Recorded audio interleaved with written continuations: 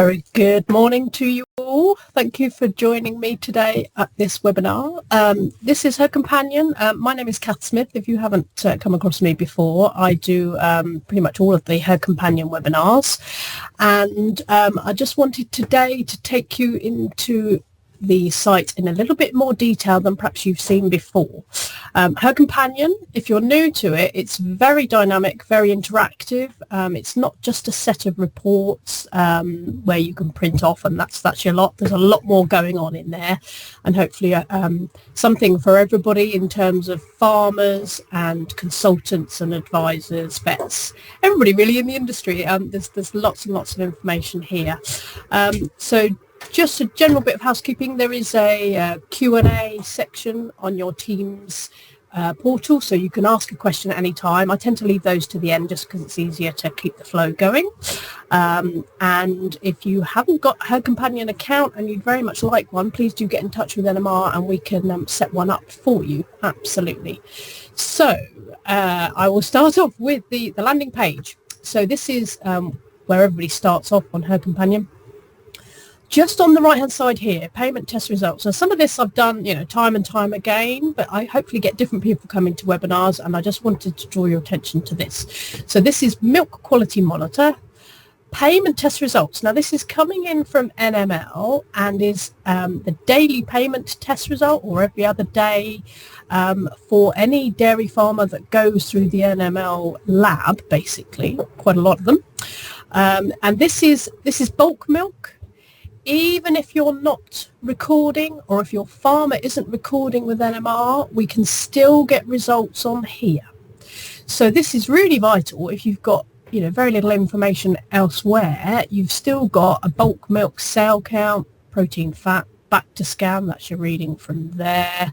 You can then click on that graph and that will expand and give you the results historically as well. So there's a whole little filing cabinet of information on here, and we can even go further, give you a nice little graph. So if I go to the MQM chart, it will plot the bulk milk cell count for that year. You can go further back if it's the same milk buyer processor. That will continue further, and you can plot other things on there as well. So it might be quite interesting to see if there's any correlations particularly, and you can also hover over the graph to get your actual values on there. So straight away we've got some interesting stuff to see, and with Her Companion you can go to anywhere from anywhere. It's all very straightforward in terms of navigation. A lot of the places are linked together, so where we've got a bulk monitor kind of subsection, we then link all of these bits together here, and that draws us nicely onto a Selective Dry Cow Tool where you can find out even more. So if I go to this one here, now I've already opened this, just one I prepared earlier type thing. So the Selective Dry Cow Tool is again a bit more about bulk and also bringing in the milk recording results. So there are different areas on this report. If there's still, not milk recording or not milk recording with NMR, you've still got a bit of information on here to draw in, and it tells you in each section where the data is coming from. So data provided by NML. So that's the same graph in a sense that we saw just now, with a bit of a breakdown on results as well, and an average for the year, which is quite nice to see as well. There's a really, really useful figure on this section here. So I'm going to kind of gloss over this bit a little bit, but just want to draw your attention to this one. If you've never seen the Selective Dry Cow Tool before, come into here. Obviously, you can drill down much further with the milk recording information in terms of cows to dry off and selective dry cow decisions. But this one, maximum lactation cells less than 200. At 52%. So what does that figure mean? It means that for all the cell counts for all the cows through milk recording, for the whole of their lactation, 52% of the herd were below 200. So had no high cell counts at all. So it gives you a real good starting point as an indicator of, what are we looking at for selective dry cow therapy generally. So really, really nice figure there to see, and something you can benchmark for each herd and see how well are they improving, year on year, really. There is a little bit more down here as well if you wanted to see is my herd recording mastitis? Or can I see my mastitis? Conscious we've got a mixture of farmers and consultants here today. So mastitis cases shown here on the line graph, just a very quick indicator of how many we're getting for the year, how many cases per 100 cows, and index cases as well. So really useful stuff just on that one report. Now that one opens up on a separate window. I can go back to my Herd Companion main site. Incidentally, this is Hartpury University, so big thank you to them for letting us use their data. They are our demo herd. So if you ever want to have a little nose, have a browse, you can go to herdcompanion.co.uk, click on demo herd, and you're in the same place as me, so you can have a little look around and see. Okay, so I'm going to go now into the latest recording report. One of the most commonly used areas, of course it is. iReports up here, down, and then into latest recording. So we've all probably seen this many times, but there's lots that you can do with it, and there's some nice different features as well. So we can see when the latest recording occurred, that's our date, and we've got the results on here. So it doesn't really need an explanation as to what it is, but what you can do with it is quite interesting. So firstly, we've got sorting. Now any grid, so this is being a grid, template report, whatever you want to call it. Any of these grids in Herd Companion, you can click on a header to sort. So there's our ascending indicator, and then you can click again to sort in descending. So this one always starts off in line number order. The link on the left hand side is blue with a line under it, so that means it's a link. You can click on it to go to that individual cow as well. Might cover that later, so here we go for time. We've sorted by cell count, so now we've got anything over 500 in bold red, and anything over 200 is in red, as in unbold. Average at the bottom, and if I just come down a little fraction, you can see then how many cows on that list in its current format. Now the other feature are filters. So this particular report already has a filter in place. You see that M there? So that is status milking, M for milking, which, it's the most important cows we want to see on this list as of the last recording. But if you're thinking, well, where are all my dry cows? Don't worry. I don't know if I've got any actually on here, but if I just take that M out, it will refresh straight away. And then it brings you through a few more cows. So they're actually 195. So there might be some dry cows. You just want to have them on their list anyway. That's fine. The other status symbol you get, so M for milking, D for dry, and A for absent. So if you want to see if there's any particular cows absent at that recording through, might be on antibiotics, may not have had a sample, sufficient enough, that kind of reason. So there might be a few absences on there. So that will explain why there's no results potentially. So that's your filters. Now we can use filters to great effect. So let's say we wanted to filter out our high cell count cows. We type in a number into whatever box you want to do. That one at the moment refreshes straight away as soon as you stop typing, and it says no data to display. So this is fine. This is saying equal to 200, so dead on 200 cells. Very unlikely to get that. You do get a few sometimes. It's the key on the right hand side. We need to click on there and then specify I want greater than 200 cells. So we saw these cows before because that was the top of our first page, but now I'm whittling it down. I've got 26 animals of interest and a revised average for those. So the average for those high cell count cows is 735, and the average yield as well. We can have more than one filter at a time. So it might be we want something like days in milk. Let's maybe make that 50. Again, equal to. No cows dead on those two. That's fine. And we can go, let's say, greater than for now. And then we get another revised set of figures. So you can put in exactly which ones you want to do. And then you've got a list to work through rather than, if you've got 1,000 cow herd, you don't want to be looking at 1,000 cows necessarily in a great big long list. So you can filter really quickly, get to the animals of interest, and maybe then export, take that file out into Excel, and it loads it straight in, and then you've got a file to work with, elsewhere. The other element of this is the group by. Now, not a lot of people may know this one, so this gives you lots of possibilities. What I'm going to do, just take out my filters. I can remove those manually, or if I come down here, there's a little clear button. Click on that one, and then it just puts me back to my original list with everybody on it. So the grouping by, we can follow the instructions really. Drag a column header here to group by that column. So anywhere in this blue gap, we can literally drag a column header. So that's one of these. Probably not the milk one. I think that gives you every single cow listed. But certain ones of them work really, really well. For example, days in milk. Literally pick it up, drag it up to there, let go. And now we've got the herd split by days in milk bands. So really interesting to see how many cows are in each section. What are the averages of each of those sections as well? So a bit of a stage of lactation indicator.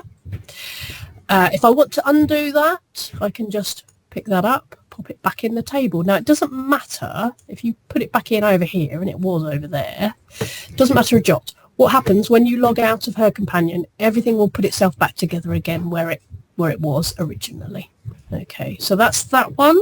Some other really nice ones for grouping by. If we group by cells, click on that one, and then we can see how many cows are in each cell count band. So that's very, very interesting as well. You can get quite clever and have multiple group bys if you so wished. If that was relevant, you could then group by calving month maybe. I'm not going to do it now, but that will put it in as a subsection within each of these. So these you can expand, identify who the cows are, as well as which group they fall into. Let's drop that one back again. It's just to show you the calving date. It actually does it by calving month, which is a really nice way of showing things as well. In case you've got any stragglers, you can see how far back we're going as far as that lies. And another really nice one. It's just hiding under my team's little banner here. Fertility status. So this one on the end here. Now, I'm just going to hover my mouse there for a second, because a lot of these headers you'll see give you explanations on what they are. Some are really obvious, but the fertility status just gives you an expansion of any type of status we could possibly find. And I found this myself the other day. I was like, oh, I did not know that. So there you go. There's always room for learning. Actually, I can't point with my mouse because I'll lose it. But basically, we've got Pregnant M. If you ever see that, it's service with a positive milk pregnancy diagnosis recorded. So we've done an actual milk PAG test. So those are available on your recorded samples or ad hoc.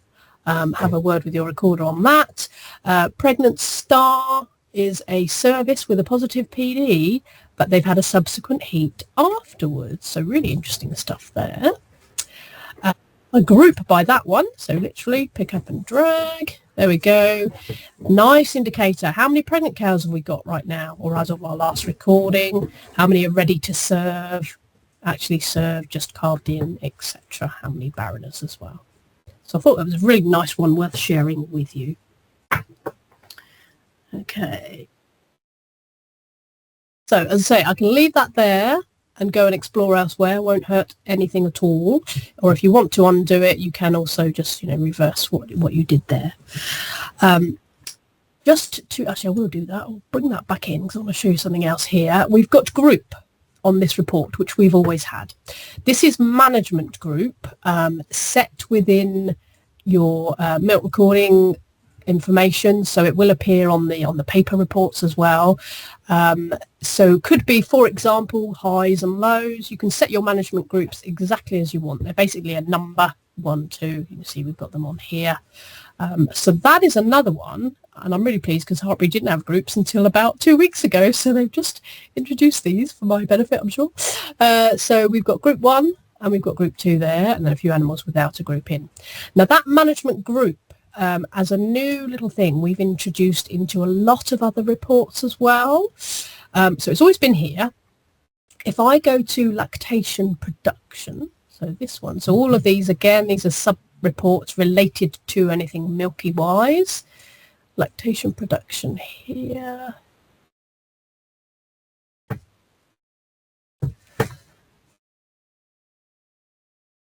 So similar looking report, but gives you more of a complete lactation feel. So we've got, again, all the cows listed here. You can go into the individual cow record, of course, days in milk, how much milk they've produced and fat and so on over time. And there's a nice lifetime yield here as well, actually, with a lifetime daily yield. So again, ranking on these, I can just click on here and then make descending to see how they fare this end. But the bit I wanted to show you, and again, this is on most grids. Oh, just checking. We've got a problem with sound. Hopefully everybody else can hear me, but just shout if not. I think it might be your end, Laura, sorry. But yeah, anything else, if anybody's having problems, do let me know. So with all of these grids, we've got this thing at the top, extra columns. So sometimes there's 2 or 3 bits and pieces in there. Most of the useful items we've already displayed in the default setting. Go to this one. We've got one in here actually, and this is the one I wanted to show you. So we've got group as an extra item, and that wasn't there before till quite recently. So this one, it's just a case of clicking up and dragging as well into here. Close that down. And now I've got my management group in the lactation production as well, and this appears in a lot of places. So in your milking persistency, so how much has milk changed from one recording to the next, completed lactations as well. So you can sort by group, you could then filter by group, who all the group 1 cows. There's the 110 that we saw, and then you could group by group as well if you wanted to. And the other place where this appears leads me very nicely on to the herdwise section. So disease monitor up here, we have herdwise, which is the quarterly testing for Johne's. So there are other Johne's tests available, but the grouping in particular appears in here.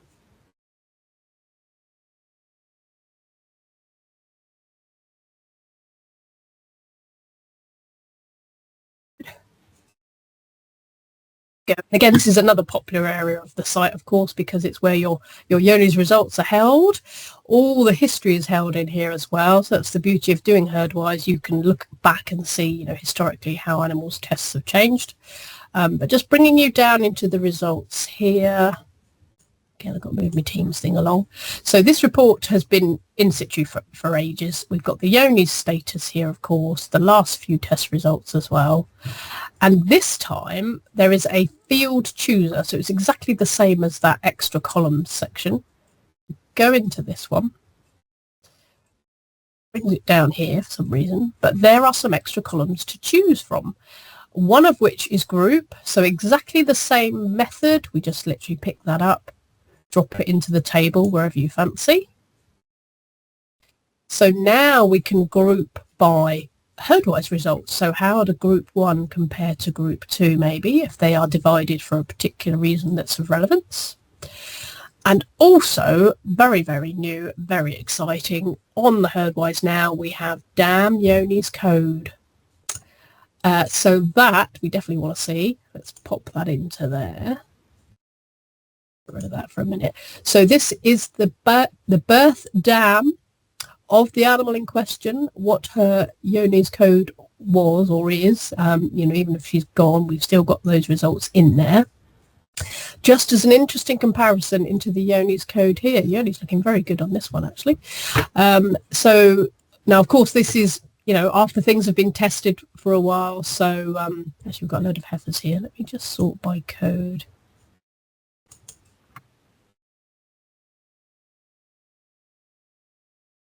That's fine, but it gives you some interesting correlations in that we might have a 0 against a J5, this sort of thing. So real good discussion points to have with your vet. Again, you can export this table exactly as it is, or if you filtered it out. We've got a few other choices on this one. So there is PDF, which is like a fixed report, a spreadsheet if you need to make some graphs and things like that with it as well. So that one is there. So field chooser, damn Johne's code, and the management group if you want to. The other place, which is perhaps even more relevant, if I come up to the main menu again, and in iReports, we have a young stock list. Now again, this list has been here forever, but there's a new element to it.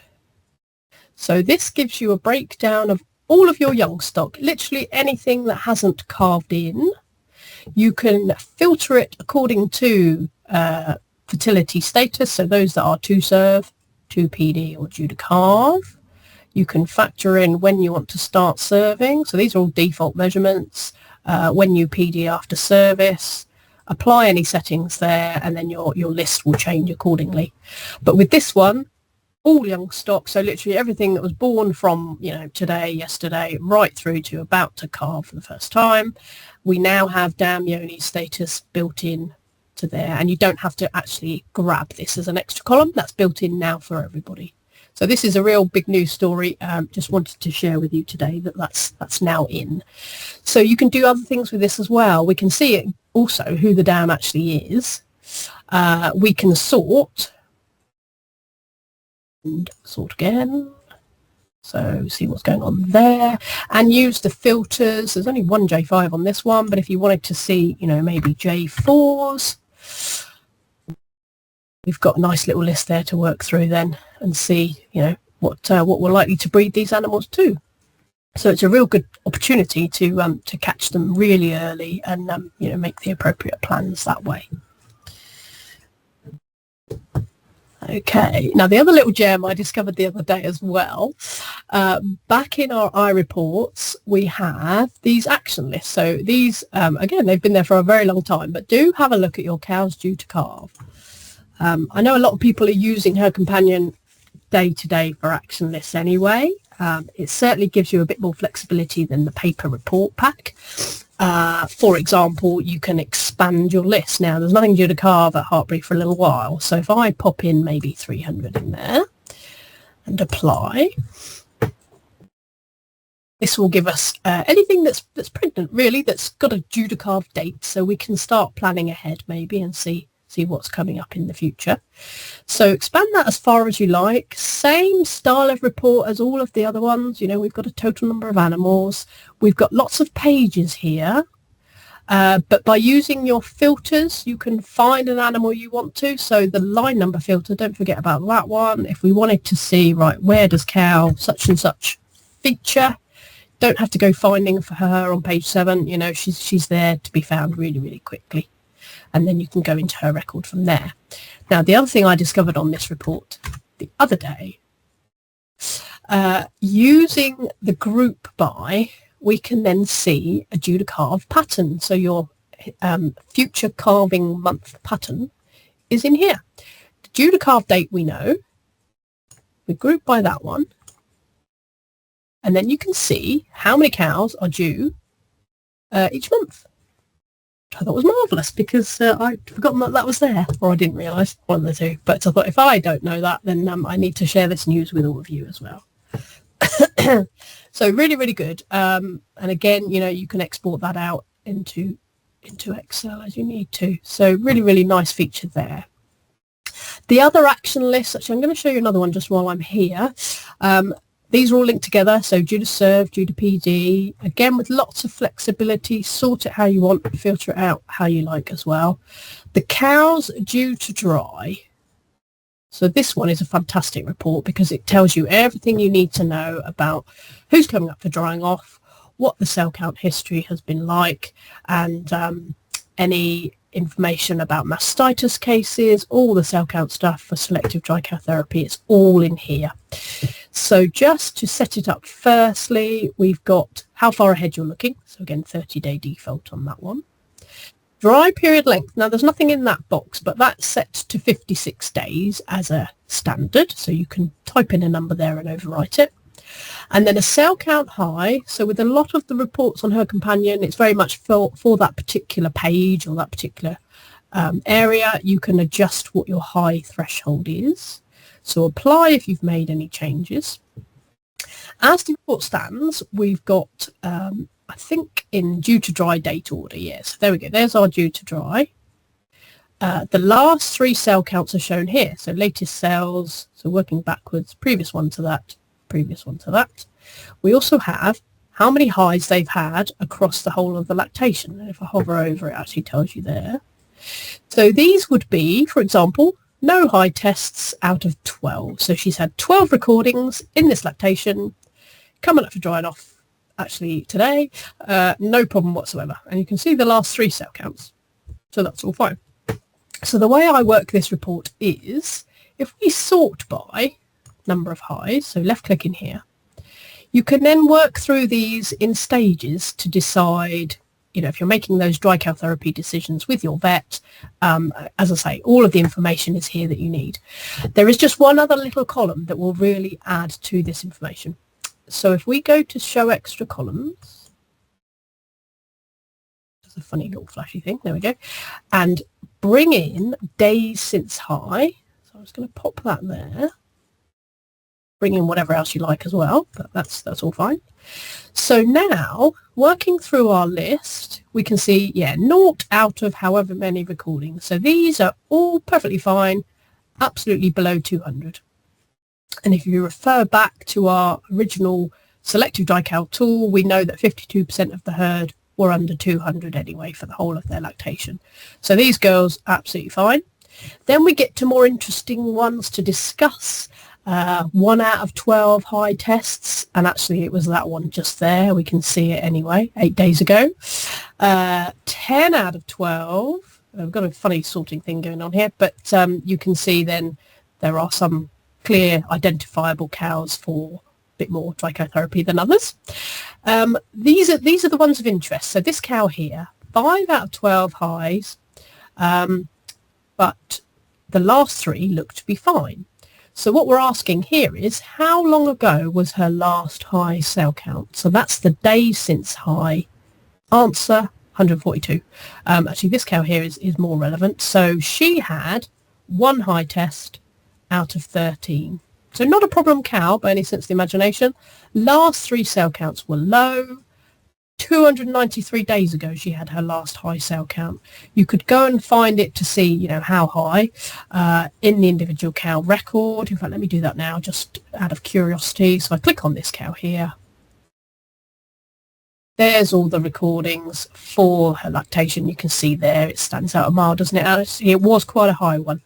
So it's cows like that where we might want to discuss with your vet, you know, what's the course of action here. She's had 1 quite prominent cell count, but everything else has been really, really low. So, you know, what's the advice there, something. But with all of the information you've got from NMR and your milk recording, it's very straightforward to make those decisions. So I've just gone back on my browser here. At any time you can do that, or you can just find what you're looking for in the menu structure at the top there. Right, just ticking off my little list here. Actually, that one wasn't on my list. That was a little bonus for you. There we go. So just a few other things I want to draw your attention to as well.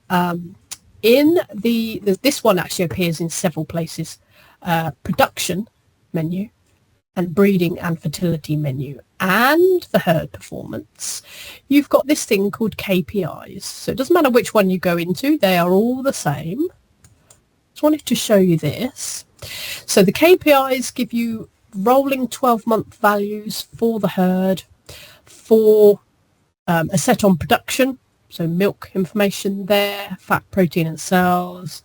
Then there's a section on fertility, and we've got some nice bits on there like age at first calving, calving interval, this one here which is equivalent to our 100-day in calf rate, but it's quite historic, so it looks back once they've calved.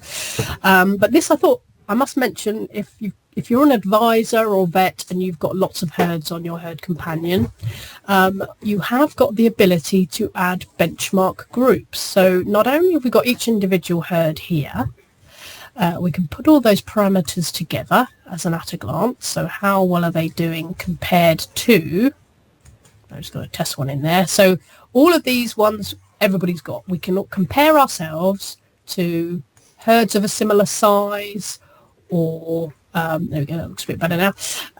There's breeds in there. Let me just show you that list again. We've got milk milk values or levels, 3 or 5 day, etc., particular breed type. So you can pick a group that's relevant to your herd. So from a farmer perspective, really interesting benchmarking. For an advisor, where you've got multiple herds, you can come into this benchmark here. Now this is the demo herd, so we won't have, we've just got a funny thing going on, but we won't have more than one herd.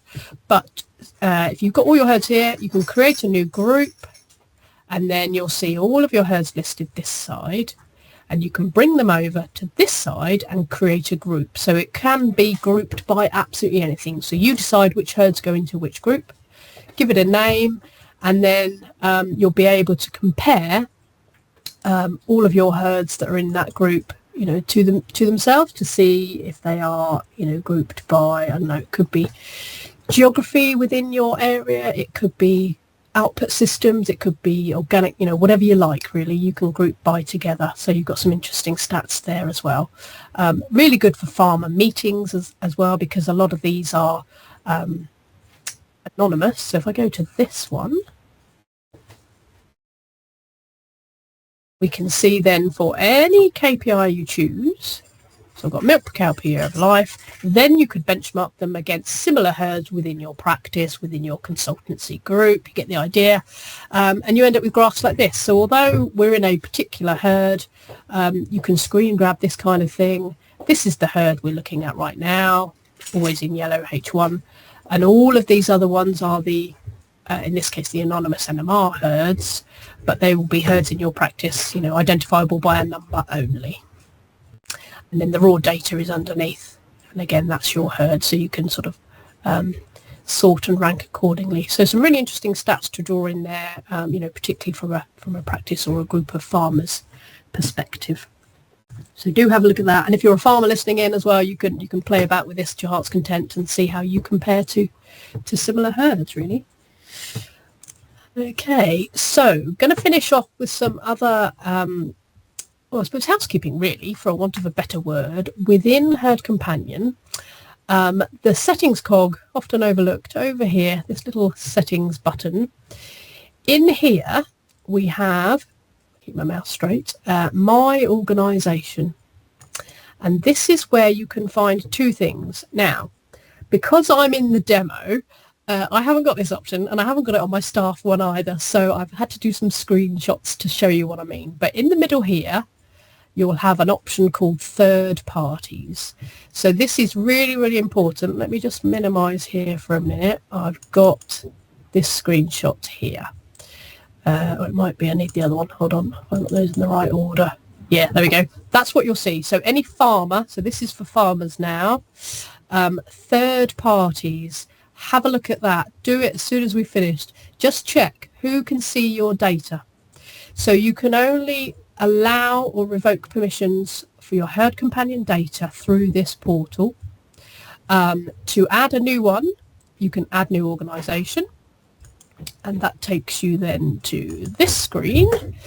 So it will list them at the bottom of that list there. Just check, you know, are the people on that list the ones that you want your data to see? So it might be somebody that you set up years and years ago, so you can remove them really easily, and that will be instant as soon as you do that.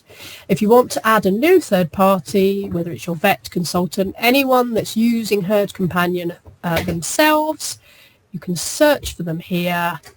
Once you found the right one, add, and again it's instant. So as soon as they log back in, they'll see your herd with all of the data. There are a few bits that you can control as to what you want them to see, and I'll show you that in a second. And equally, anybody listing advisors, vets, if you want your farmer or want to see your farmer's data, then that's how it happens. The farmer needs to log in and grant permissions through their own login. Was if you can't find your said third party, it might be, if they're relatively new practice or something like that, if they're just not there, usually it's searchable by company name rather than individual person. But if you just can't find them, give us a call, and then we can help them set up a Herd Companion account and create it through there. Okay, so that's that bit. Let's close those for a minute. Back on to Herd Companion here. The other bit is down here. So this is now 100% relevant for farmers, and vets, I suppose, as well, and consultants. My users from a farmer perspective, these are your employees. So anybody that works on the farm that you want to share data with, I don't have any on here. If it's a vet logging in, you'll have my practice users. So that applies to people within the practice where you will want to share one great big login for the vets. So you can do them here. So third parties is only at the top. Anybody within the farm is my farm users here. And I do have another little screen just to show you what I'm on about. This one. There we go. Right. So once you've added a farm user, basically put in their email address, or if it's another vet within the practice, you want to give them permissions to your Herd Companion account. Likewise, put in the email that, and then Herd Companion will send the email with a link on it for them to log in, create a password. With all of these permissions that we're granting for everybody, so if it's a third party or if it's a farm worker, whoever, you can then go into edit once they've been added and just check what level of permissions you want them to see. So this applies to anybody. It might be you want them to see your NMR results, but maybe not your payment test results, or ideally you want them to see everything, because that's how they can advise you accordingly, of course. But you are in control of your data at all times. So the key is here. Everything defaults to viewing, so read only is your little binoculars. They can see absolutely everything with that kind of setup there. And you just click on the icons. No permission is an X, can't see it at all. The pen and paper, possibly only relevant if it's maybe a farm user, so an employee, you want them to put data in if you're doing data entry onto Herd Companion, so pen and paper would be ideal there. Or mobility scoring as well, which you can do on Herd Companion. You might want them to have that, or you might not. So entirely, up to you. Have a look at those. If you need any help with any of these settings, please do give us a call, and we can work through it with you and explain what goes where. Lovely. So those are all the bits on my list today. I do hope I've got lots of questions waiting for me in my Q&A. Now then. Let's go back to there. If I just can't see it on my other screen. No, I'm just going to shut the screen share for a minute and go to Q&A here. No questions at the minute. Did anybody have a question? Please do type it in. I think I can actually. Yes, I can unmute you if you wanted to. Maybe raise your hand if that would be easier for you. Absolutely fine. But we might be all done, or perhaps you've got a question later. Actually, I do have something else. A last little thing, just for fun, is, here we go, here's my polls. I created a poll for today. So, just want to see. I'm going to launch this. I've not done this before, so let's see if this works. Right, so, should be quite interactive. These webinars are always recorded. So, we put them on our YouTube channel after each one, and then they're usually shared on social media and so on. So I would love you for filling in my poll. If you can click on the screen, have you ever visited the NMR YouTube channel? Oh, there you go, somebody said yes, thank you very much. So if you could all just vote, as it were. That is where you're going to find all of these recordings. There are lots of them. I do different topics all the time. I try and do one a month or so. And you'll find all sorts of other interesting videos actually related to NMR, note recording, Johne cells, all sorts of stuff on there. But it's just a way we can, spread the word actually and get people to view things. If you can't make a webinar ever, but you're really interested, do register anyway. I usually send a copy of the recording to you because I know you've registered, you're interested. Oh, that's brilliant. We've got 8 responses out of, not sure how many people are here, about 20. There we go. You don't have to vote at all, but I just thought that would be interesting. So let me submit. Oh, hang on, I've got to do it myself. Yes, I have. Right, so hopefully you can see that on the screen. Most people have. Excellent. Right, perfect question, thank you. If someone doesn't recall with NMR, so this is what I said at the very start, the milk quality monitor, so they get payment data through us. How do they find out their login details? brilliant question. So absolutely, they will need to ring NMR, so the main NMR number, and then what we can do is create a Her Companion account. So we'll just need their email address to do that, and then we just need their producer number, who their milk buyer is, and then we can link that Her Companion account to their payment data.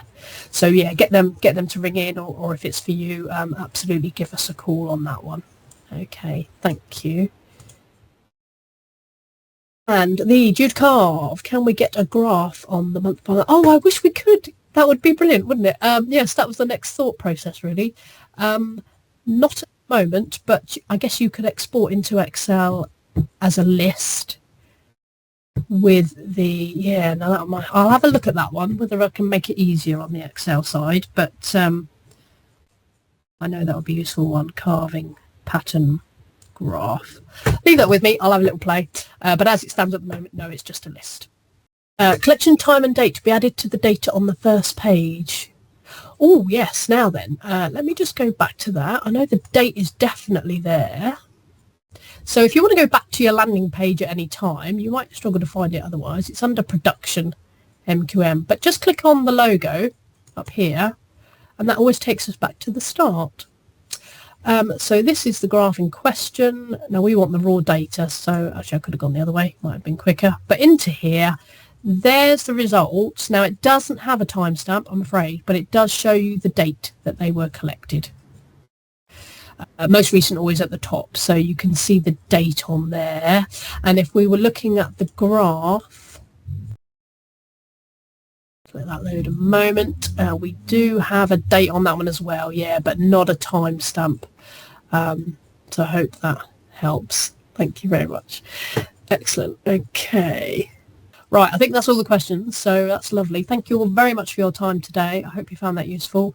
I will share the recording with you, and anybody that's not here hopefully will pick it up that way as well. But it looks like you're all using the YouTube channel also, which is brilliant. So thank you all very much, and have a very good day. And I shall be back in the new year with some more webinars. But if you've got any other feedback, let me know, and we can certainly cover some other topics. Have a good day. Bye for now.